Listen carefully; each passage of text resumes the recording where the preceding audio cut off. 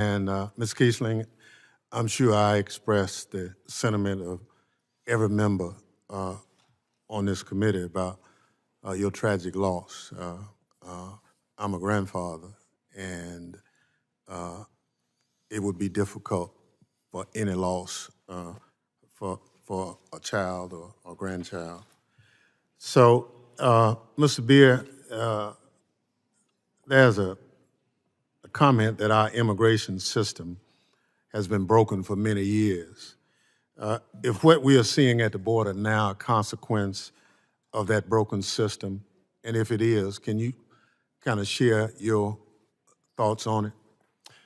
Absolutely, it's a consequence of our broken legal immigration system.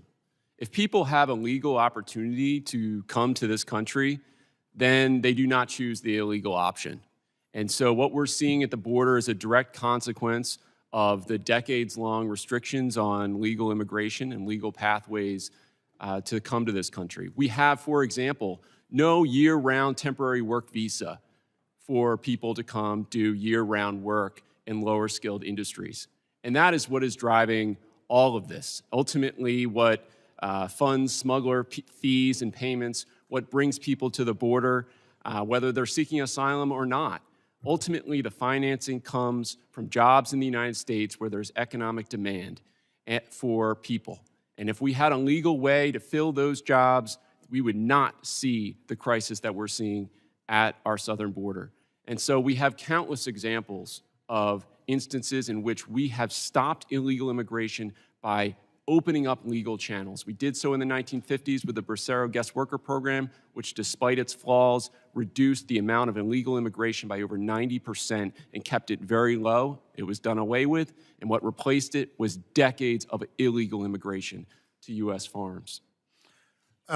Thank you much. You know, as I said in my opening statement, fixing our broken immigration system will not only help migrants fleeing persecution and poverty, but it'll also help us manage our border, human smuggling, put them out of business, free law enforcement to focus on drug smugglers, and strengthen our economy. I represent a predominantly agricultural district in Mississippi. The migrant labor force is a key to that economy staying healthy. If we can't create a system that allow those individuals to come, whether it's ginning cotton, whether it's picking, harvesting sweet potatoes or whatever, it's a challenge for our farmers. So somewhere we need to put a system in place to make that happen. And I look forward to working with this committee on trying to get that comprehensive immigration reform system put together. Can you explain how more legal pathways to this country would be helpful, not just to migrants, but to America? Oh, absolutely. First of all, we are dealing with a significant inflation crisis in this country. And the lost productivity that I talked about, the $1 trillion in lost productivity from unfilled open jobs in this country over the last year, would go a long way to reduce prices of goods and services across the economy. When employers can't fill positions, that is lost productivity that comes right out of consumers' pockets. And so the most important economic phenomenon is the fact that we are turning away economic growth by turning away immigrants.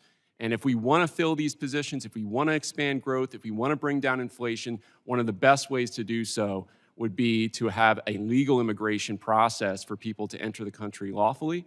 And of course, at our borders, we are seeing serious problems. There's no question there are issues at the border as a result of illegal immigration. But with a legal immigration platform for people to apply and cross legally, those problems would be greatly dissipated. We talked about car chases that are injuring Americans. We're talking about recruitment of teenagers to take part in smuggling activities of persons. Those problems would also dissipate under a legal immigration system that actually worked and served the needs of American communities. Okay, well, if we go another round, I might have another question. I yield back.